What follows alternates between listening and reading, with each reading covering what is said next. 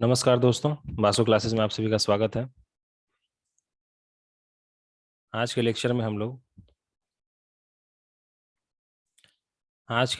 लोग डिस्कस करेंगे method for solving ordinary differential equation. इसमें हम लोग कुछ मेथड देखेंगे जिससे ऑर्डिनरी डिफरेंशियल इक्वेशन को सॉल्व किया जा सके। इससे पहले वाले लेक्चर में कुछ गड़बड़ हो गया था, जिसमें ये वाला पोर्शन सब अपलोड नहीं हो पाया था ठीक से। इसलिए चलिए आज देखते हैं हम लोग कौन कौन से मेथड्स है जिससे हम लोग ओडीई सॉल्व करेंगे। हमारे सिलेबस में जो है वही सब मेथड हमने लिया है यहाँ पे। देखिए, पहला मेथड है यहाँ पे। पहले ये देख लेते हैं, फर्स्ट ऑर्डर और फर्स्ट डिग्री वाले जो ऑर्डिनरी डिफरेंशियल इक्वेशन है उसी को सॉल्व करने का भी हम लोग सीख रहे हैं, ठीक है। फर्स्ट ऑर्डर का मतलब कि D Y upon D X वाला फॉर्म होना चाहिए। D two Y upon D X square ये सब या इससे आगे का फॉर्म नहीं होना चाहिए। फर्स्ट ऑर्डर यानी कि D Y upon D x ही केवल रहना चाहिए इन्वॉल्व, ठीक है। और फर्स्ट डिग्री का मतलब है कि D Y upon D x के पावर में एक ही होना चाहिए, दो नहीं होना चाहिए, ठीक है। उसी तरह के सवाल को हम लोग इन सब मेथड से सॉल्व करने का सीखेंगे, ठीक है। तो पहला जो हमारे पास मेथड है, वेरिएबल सेपरेबल। नाम से पता चलता है कि जो भी वेरिएबल्स हैं, अलग अलग वेरिएबल्स, उनका अलग अलग एक फंक्शन सेपरेट हो जाए। जैसे कि यहाँ देखिए, मान लीजिए आपके पास एक ऑर्डिनरी डिफरेंशियल इक्वेशन कुछ इस तरह से है कि D Y upon D x बराबर समथिंग इस तरह लिखने से आपके पास एफ ऑफ एक्स यानी एक्स का कुछ अलग फंक्शन प्राप्त हो जाता है, वाई का कुछ एक साथ अलग मिल जाता है। तो ऐसा जब हो जाएगा तो हम लोग सीधे सीधे यहाँ से सॉल्व कर देंगे। जैसे कि यहाँ से जो जी वाई है ये नीचे आ जाएगा, तो डी वाई अपॉन जी वाई, यहाँ से देखिए, यहाँ से ये इसको इस तरह से रीअरेंज करके लिख सकते हैं। फिर दोनों तरफ इंटीग्रेट कर देंगे तो इस तरह से लिख देंगे और हमारा यहाँ से आंसर आ जाएगा इस तरह से। चलिए इसमें क्वेश्चन करेंगे तो ज़्यादा स्पष्ट होगा। अब ये देखिए, ये वाला सवाल, इसमें क्या कह रहा है, D Y upon D X is equals to X plus one upon two minus Y है।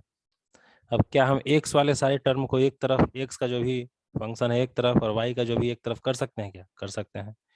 एक्स का जो भी है एक्स प्लस वन सीधे सीधे डी एक्स के साथ ला सकते हैं, और जो वाई का है टू माइनस वाई उसको सीधे सीधे डी वाई के साथ ला सकते हैं। उसको इस तरह से देख लीजिए, और दोनों तरफ बस इंटीग्रेट कर देना है।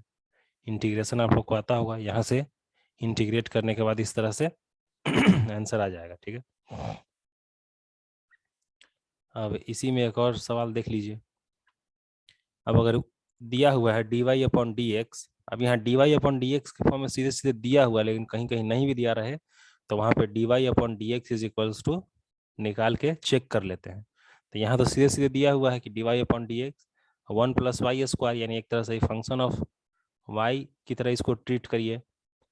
और ये क्या है, वन प्लस एक्स स्क्वायर यानी F G of some X, ठीक है।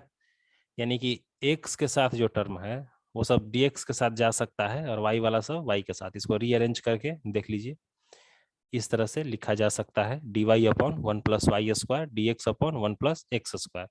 और दोनों तरफ जब इसको इंटीग्रेट कर देंगे, integrating at both the sides we will get this.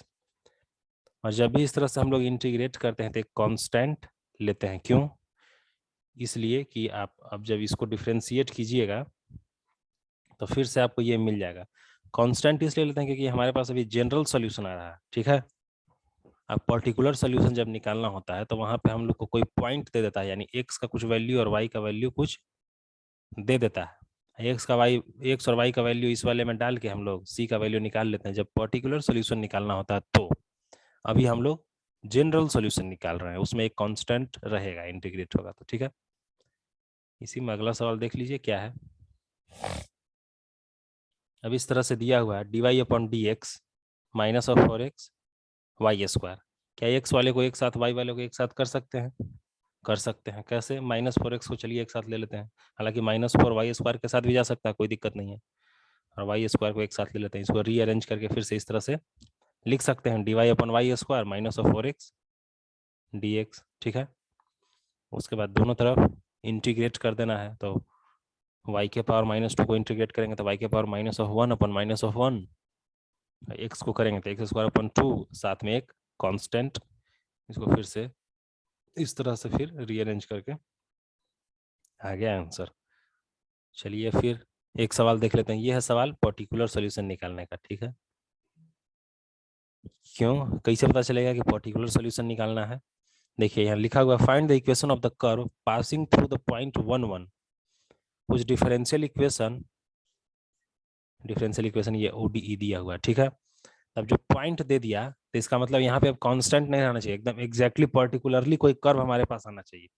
General कोई कर्व नहीं होना चाहिए, एकदम पर्टिकुलर कर्व पूछ रहा है कि 1 1 पॉइंट से पास होता है, ठीक है। तो सबसे पहले तो जो ओडीई दिया हुआ है यहाँ पे X D Y is equals to 2x² + 1 dx, इसको पहले सॉल्व करेंगे, जनरल सॉल्यूशन निकालेंगे। अब इसको कैसे सॉल्व करना है, एक्स वाला जो भी है सब dx के साथ, वाई वाला जो भी है वाई के साथ, dy के साथ। वाई का कोई टर्म है नहीं, सारे यहाँ है तो एक्स ही है, यहाँ भी एक्स ही है, तो इस वाले एक्स को भी उस तरफ ही लेके चले जाएंगे, ठीक है। तो dy रह गया, इधर dx के साथ सारा एक्स वाला टर्म, ठीक है। अब क्या करना है, दोनों तरफ इंटीग्रेट करेंगे, ये तो सीधे y हो जाएगा 2x का x²। अब यहाँ से आ गया है ये, यहाँ से ये, इसको देख लीजिए 2x² / x इज 2x हो जाएगा और 1/x, ठीक है। इस तरह से फिर ये इंटीग्रेट करने के बाद इस तरह से ये आ गया क्या, जनरल सॉल्यूशन ऑफ अपना ओडीआई जो दिया हुआ है। अब यहाँ से पर्टिकुलर सॉल्यूशन निकालने का मतलब है यहाँ से सी का वैल्यू हमको निकाल लेना है, क्या होगा सो, ठीक है। सी का वैल्यू निकालने के लिए क्या करेंगे, देखिए जो हमारा सवाल था इसमें दिया हुआ था कि जो कर्व है 1 1 पॉइंट से गुजरता है, ठीक है। 1 1 पॉइंट मतलब x is equals to 1, Y is equals to 1। जो अपना ओडीई है, जो अपना ओडीई को सॉल्व करने के बाद जो कर्व आया है जनरल, यहाँ पे यहाँ y बराबर भी 1 रखेंगे, x बराबर भी 1 रखेंगे। यहाँ देख लीजिए मैंने सॉल्व किया इसको, तो यहाँ से c का वैल्यू आ गया है 0, ठीक है। तो अपना पर्टिकुलर कर्व क्या हो जाएगा, यहाँ पे c का वैल्यू 0 रख देंगे, यानी कि y is equals to x² + ln x + 0, ये हो गया आंसर, ठीक है। चलिए अगले मेथड पे चलते हैं।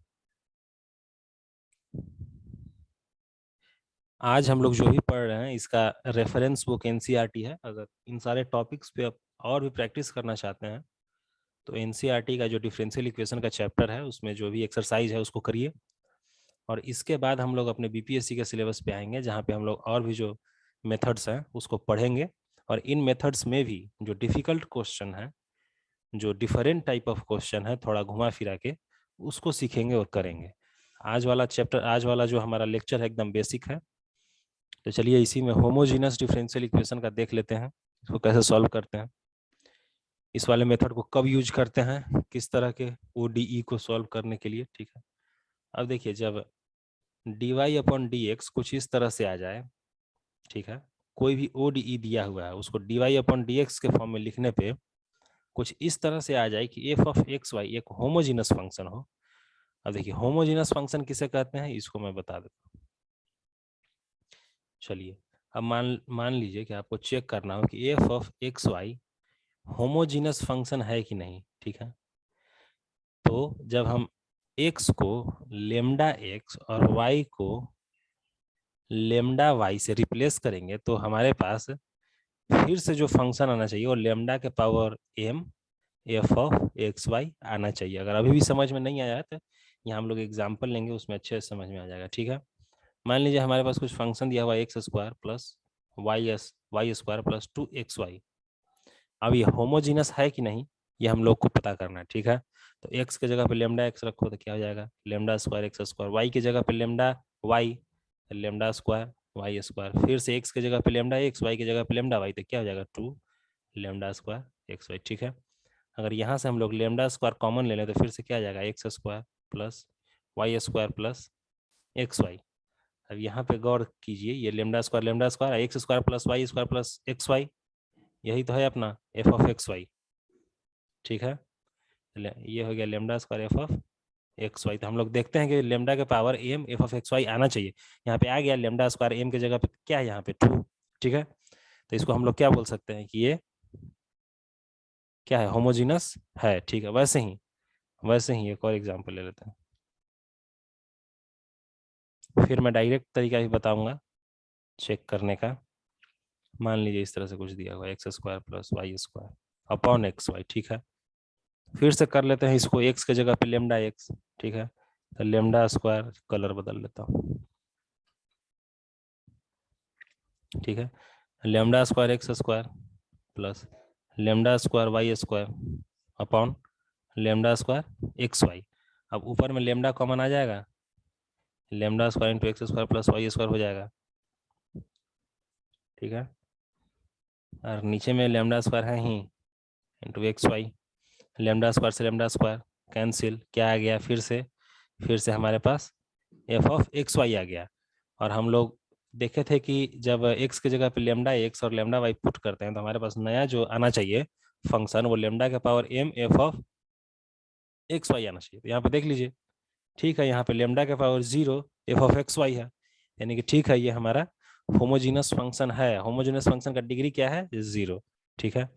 अब डायरेक्ट तरीका बताता हूँ कैसे पता चलेगा। अब कोई भी F of x Y homogeneous है कि नहीं वो इस तरह से पता चलेगा। मान लीजिए X square Y square X Y इस तरह से है, तो इसमें हम लोग को चेक करना पड़ेगा कि जो हर टर्म है, हर टर्म का क्या डिग्री, जितना भी वेरिएबल है सबका डिग्री का सम इक्वल है। जैसे यहाँ पे देखिए एक्स का डिग्री कितना है? 2। वाई का यहाँ कितना है? 2 है। यहाँ पे क्या है? एक्स का 1, वाई का 2, 1, दोनों को जोड़ देने पे 2, यानी हर टर्म का डिग्री क्या है? 2 है, ठीक है। तो इस तरह से हम लोग बोल सकते हैं कि हाँ, ये 2 डिग्री का होमोजीनस इक्वेशन है ये, ठीक है। वैसे ही मान लीजिए एक और ले लीजिए, X square plus X Y upon Y square इस तरह से है। अब इसमें देख लीजिए, जब इस तरह से हो कि ऊपर में कुछ है नीचे में कुछ है, तो पहले ऊपर वाला देख लीजिए, क्या सारा एक ही डिग्री का है? यहाँ भी 2 है, यहाँ भी 2 है। अब फिर नीचे में भी देखना पड़ेगा कि 2 ही होना चाहिए, ठीक है। ठीक है, नहीं नहीं सॉरी, इसमें गड़बड़ हो गया। नीचे में जो भी टर्म्स रहेंगे सबका नीचे में ही बराबर रहना चाहिए, ठीक है। जैसे यहाँ पे क्या है? 2 है, इधर भी 2 है। अगर यहाँ पे नीचे वाले में वाई 2 है, वाई 3 भी रहता तब भी होमोजीनस रहता, वाई 4 भी रहता, 1 भी रहता तब भी होता। लेकिन अगर वाई नीचे में 3 है तो फिर अगर कोई टर्म रहता तो उसमें भी 3 डिग्री होना चाहिए था। जैसे कि अगर एक्स वाई स्क्वायर हो जाता तो इसमें एक्स के पावर 1, वाई के पावर 2, टोटल मिला के 3। तो आई होप आप समझ गए होंगे कि होमोजीनस इक्वेशन किसे कहते हैं, ठीक है। तो चलिए ये सवाल देखते हैं कि होमोजीनस इक्वेशन को यूज करते हुए कैसे सॉल्व करेंगे, ठीक है।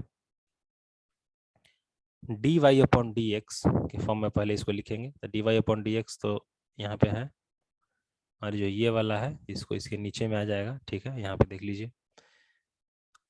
अब जब यहाँ पे हम लोग देख रहे हैं कि ऊपर वाले हर टर्म में इसका भी पावर 1 है, इसका भी 1 है, इधर भी 1 है, इधर भी 1 है, होमोजीनस है। तो ऐसे में हम लोग क्या करते हैं कि कोशिश करते हैं कि जो जो भी वेरिएबल्स हैं एक्स वाई, उसमें वाई अपॉन एक्स के फॉर्म में सब आ जाए। अगर ऊपर में हम लोग एक्स से भाग देंगे हर टर्म में, और नीचे में भी हर टर्म में एक्स से, ऊपर नीचे दोनों में एक्स से भाग दे ही सकते हैं, कोई दिक्कत नहीं है। तो वो कुछ इस तरह से आ जाएगा, ठीक है। अब देखिए, जो भी है वेरिएबल हमारा y अपॉन एक्स के टर्म में है, तो y अपॉन एक्स को हम लोग यहाँ पे देख लीजिए, y अपॉन एक्स को भी मान लिए, यानी y is equals to X भी। तो D Y upon D X क्या हो जाएगा? v plus X D V upon D X, ठीक है। अब यहाँ से हम लोग देख रहे हैं कि y अपॉन एक्स है v, और D Y upon D X v plus X, D Y upon D X है ये v plus X D V upon D X. और यहाँ भी जो है वो D Y upon D x था पहले यहाँ पे, उसके जगह पे हम लोगों ने भी लिख लिया है। अब बस इसको सॉल्व करना है। ये वाला भी यहाँ से यहाँ माइनस में आ जाएगा, यहाँ पे देख लीजिए। फिर यहाँ से ये आ गया, तो एक्स और डी एक्स को एक साथ रखेंगे, और भी वाला जो भी है सब, भी का जो भी सब फंक्शन, भी का जो फंक्शन है ये एक जगह, और डी एक्स अपॉन एक्स एक साथ। अब दोनों तरफ इंटीग्रेट करना है बस। डी एक्स अपॉन एक्स तो इंटीग्रेट करने में कोई मुश्किल नहीं है, एल एन एक्स हो जाएगा। अब इसमें आपको इंटीग्रेट करने में मेहनत करना है।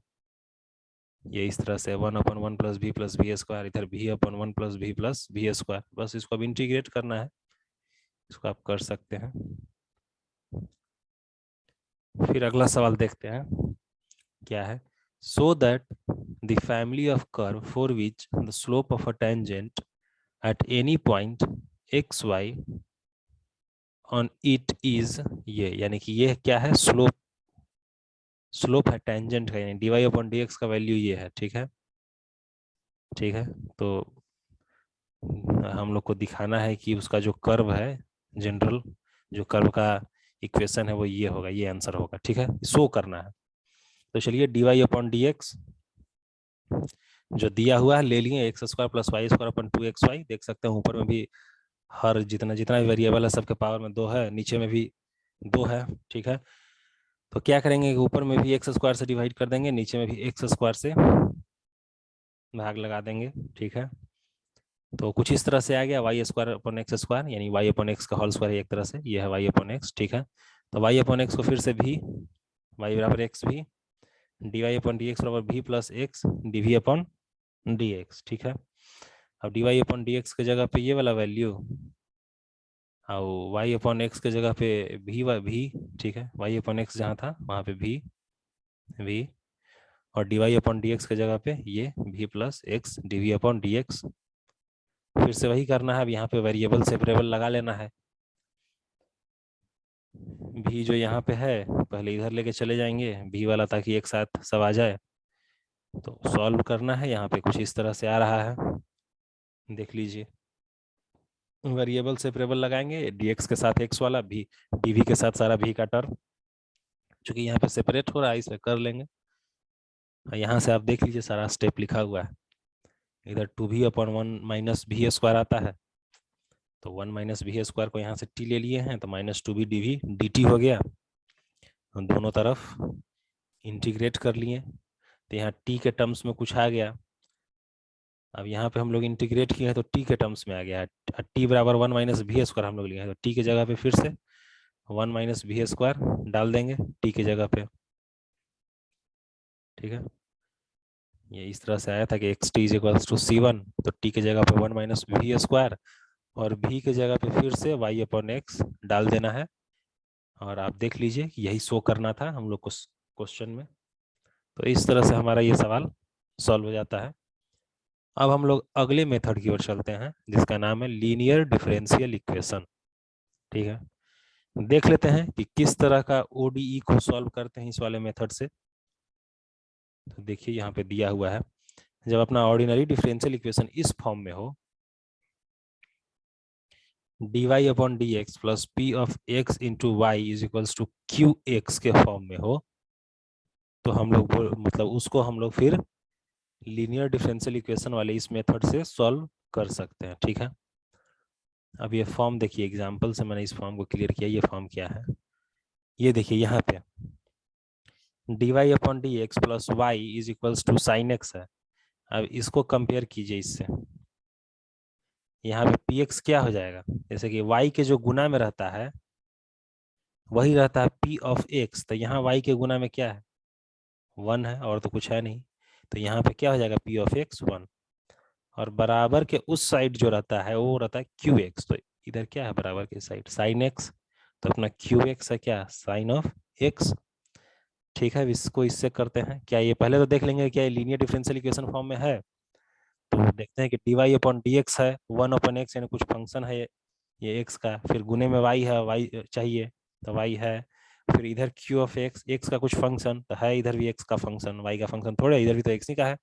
ठीक है, तो यहाँ पे p ऑफ x क्या है, y के जो गुना में रहता है वही है p ऑफ x, यानी 1 upon x. q of x क्या है, इक्वल्स के जो उस साइड होता है वही q ऑफ x e के पावर x। सिमिलरली यहाँ पे y के मल्टीपल में है 1 अपॉन लॉग x,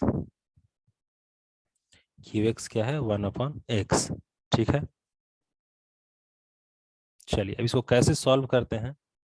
अब यहीं पे एक और बात बता देता हूं, जैसे यहाँ पे लिखा हुआ dy अपॉन डी एक्स, उसी तरह से अगर dx अपॉन dy प्लस, मतलब x को y से और y को हम लोग x से रिप्लेस कर देंगे, तो उसके बाद भी जो इक्वेशन आएगा उसको हम लोग लीनियर डिफरेंशियल इक्वेशन से सॉल्व कर सकते हैं। अगर इस फॉर्म में भी रहे अपना कोई प्रॉब्लम, अगर कोई क्वेश्चन पूछ दिया जाए इस तरह से भी रहे, तब भी उसको लीनियर डिफरेंशियल इक्वेशन से सॉल्व कर सकते हैं।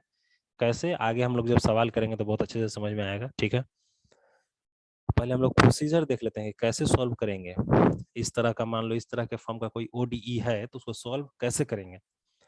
तो सबसे पहले हमको इस तरह का अगर लीनियर डिफरेंशियल इक्वेशन फॉर्म में कोई ओडीई है तो उसका पीएक्स आइडेंटिफाई करोगे। पीएक्स बराबर क्या होगा, पीएक्स बराबर पता हो गया तो फिर आप यहाँ से इंटीग्रेटिंग फैक्टर दूसरा वाले स्टेप में निकालते हैं।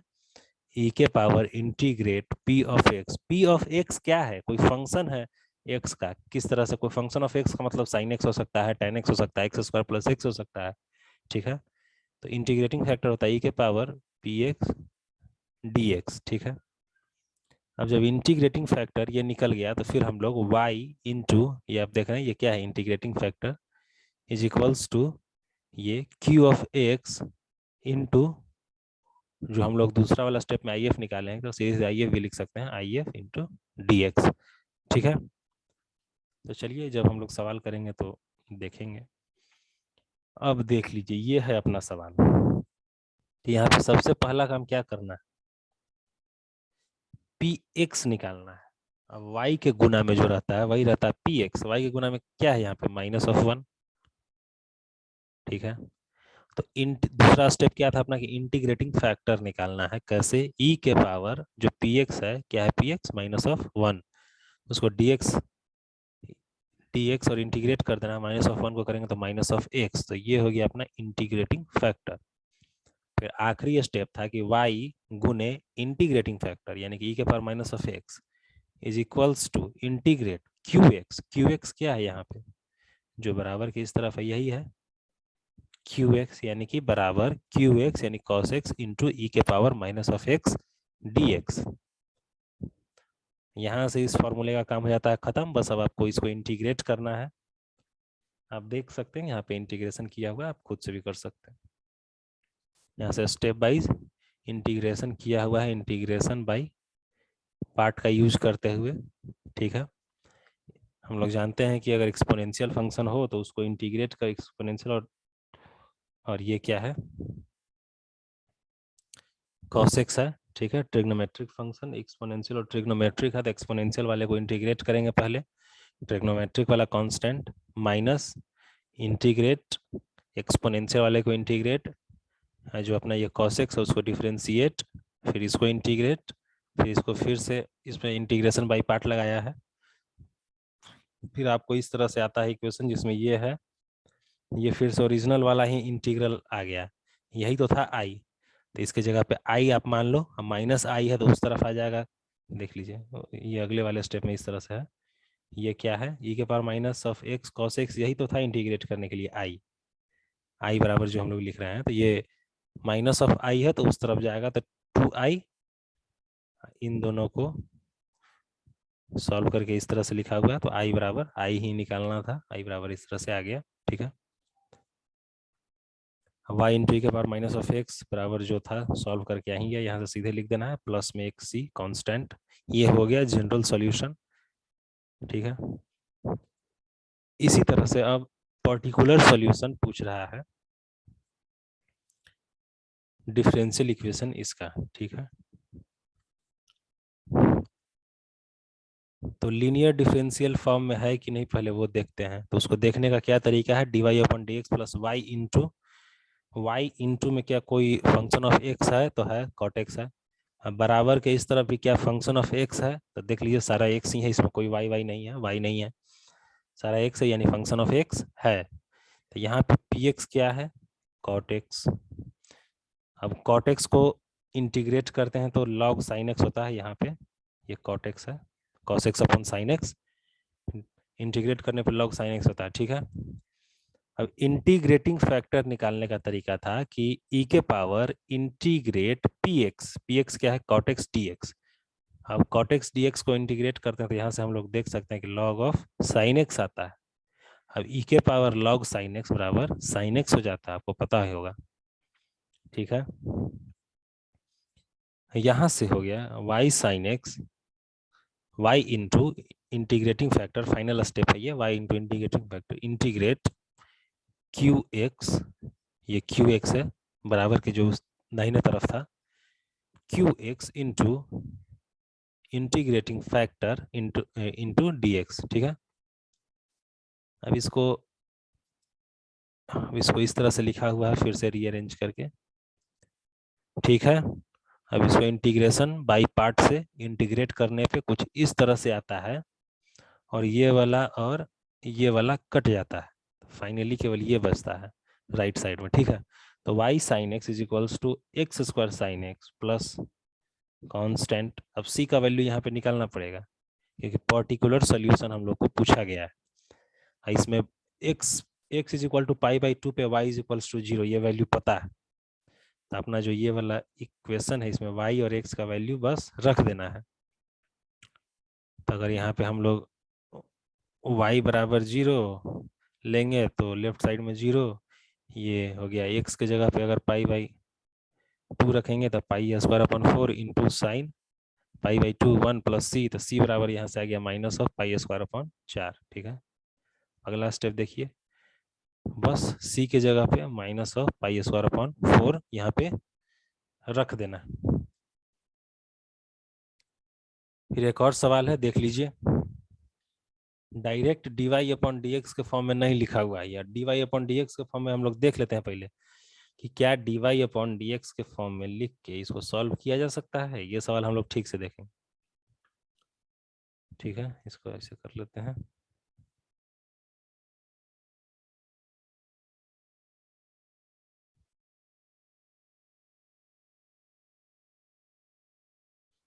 ठीक है, यही है सवाल। अब इसको हम लोग पहले, अगर हम लोग इसको d Y upon D x के फॉर्म में लिखना चाहें तो इसको कैसे लिख सकते हैं।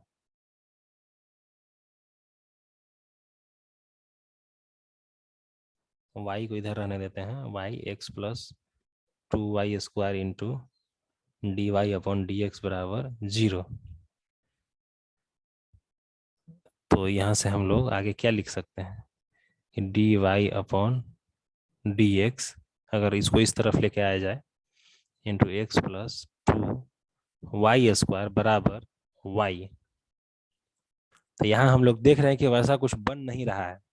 ठीक है, तो जब आप इस तरह से पाए कि D Y upon D x into इस तरह से हो रहा है, यहाँ पे कुछ बन नहीं रहा है कि D Y upon D x, जैसे हम लोग को क्या चाहिए था कि D Y upon D x plus P of some function of x into Y is equals to Q x आ जाए, लेकिन वैसा कुछ दिख नहीं रहा है बनते हुए। ठीक है, तो ऐसे में क्या करेंगे, देखिए बताता हूँ। जब d Y upon D x न बने तो फिर d x upon d y बना के देखिए कि क्या d Y upon D x बनाने पे काम हो रहा है। देखते हैं इसको। ठीक है, चलिए ये था।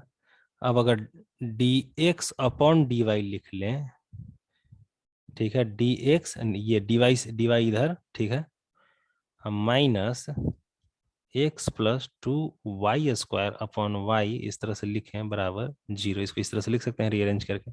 ठीक है, फिर यहाँ पे क्या लिख सकते हैं, d x upon d y minus x upon y is equals to 2y। ठीक है, अब यहाँ पे देखिए, पहले d Y upon D x था और वाई के गुना में कुछ रहता था। D x upon d y है, एक्स के गुना में कुछ है, और 1 अपॉन वाई यहाँ पी वाई है, ये है क्यू ऑफ वाई।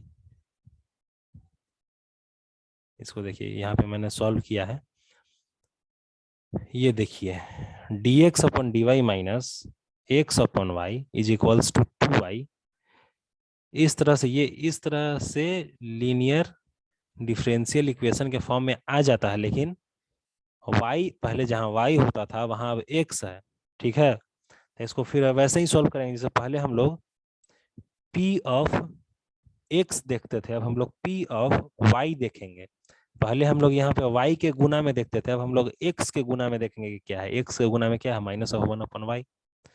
पहले हम लोग क्यू एक्स देखते थे, अब हम लोग क्यू वाई इसको समझेंगे। क्यू वाई क्या है, क्यू वाई 2y। ठीक है, इंटीग्रेटिंग फैक्टर वैसे ही निकालेंगे, ई के power integrate minus of 1 upon y d y. ठीक है, तो 1 अपॉन वाई यहाँ से आ गया। ठीक है, और फिर यहाँ पे हम लोग finally y into integrating factor लिखते थे, अब हम लोग x इंटू इंटीग्रेटिंग फैक्टर लिखेंगे, ठीक है। इधर हम लोग क्यू एक्स के जगह पे क्यू वाई, और इंटीग्रेटिंग फैक्टर के जगह पे इंटीग्रेटिंग फैक्टर ही, और डी एक्स लिखते थे उसके जगह पे डी वाई, और प्लस सी तो रहेगा ही, ठीक है।